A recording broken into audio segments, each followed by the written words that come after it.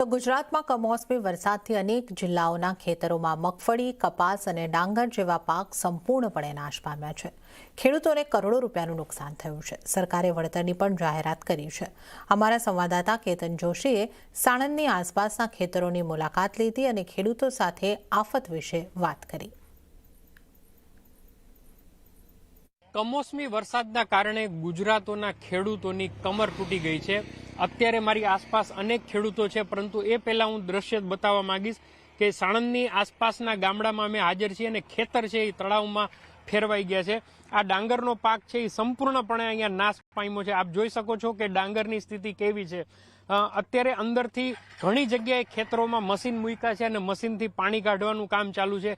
અને ઘઉંનું હવે જે વાવેતર થવાનું છે એ વાવેતર પણ થશે કે કેમ એ શંકા છે. આવો ખેડૂતો સાથે વાત કરીએ. જણાવો કે તમારી ખેતરની શું સ્થિતિ થઈ? અમારી ખેતરની સ્થિતિ આજે તમે જો આમાં ડાંગરનો પાક પૂરેપૂરો હતો, 100% નિષ્ફળ જતા રહ્યા છીએ અમે આજે. અને આજ એ કમોસમી વરસાદના કારણે આ પાણી જે આ વરસાદ થયો છે વરસાદના કારણે હવે ઘઉં થાય એવી સ્થિતિ અમારી કોઈ નથી. એટલે અમે સરકારને એવી નમ્ર વિનંતી કરીએ છીએ કે આ જે જમ્પ બનાવી આનું વળતર જલ્દી ચૂકવો તો અમારા ખેડૂત કંઈક ભારે. બાકી આમાં તો અમારા જે ખાતર, બિયારણ અને જે ડાંગરનો પાક હાવ નાશ થયેલ છે અને ઘઉં તો થવાના જ નથી એમ.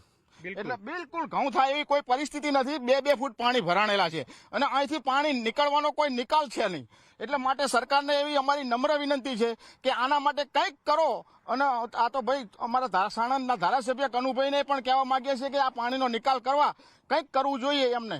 બિલકુલ. આ વિસ્તારના સરપંચ છે ભરતસિંહ ડોડિયા, એમની સાથે વાત કરીએ. ભરતભાઈ, ઓવરઓલ કયો પાક આ વિસ્તારમાં લોકો અત્યારે લઈ રહ્યા હતા અને શું સ્થિતિ છે? વિસ્તારના 2 પાક છે, ડાંગર અને ઘઉં.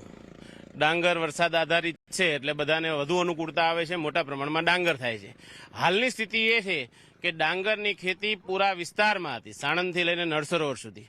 પણ ક્યાંય આ કમોસમી વરસાદ એ ડાંગરને જીવિત રવા દીધી નથી. પાકેલું, ખેડૂતોનું ખર્ચ કરેલું હવે ખેડૂતોના માથે છે. સરકારને વિનંતી કરીએ કે વિસ્તારનો એક સર્વે કરી અને સહાયની વ્યવસ્થા કરે અને અહીંયા જે પાણીનો નિકાલ નથી થતો એના માટે કંઈક પ્રશાસન વ્યવસ્થા કરે એવી અમારી વિનંતી છે. તમે શું કહેશો? તમારા ખેતરની શું સ્થિતિ છે? ખેતરમાં ડાંગર હતી, 2 દિવસ પછી વાઢવાની હતી, તો કમોસમી વરસાદના કારણે ડાંગર સંપૂર્ણ નાશ થઈ ગઈ છે.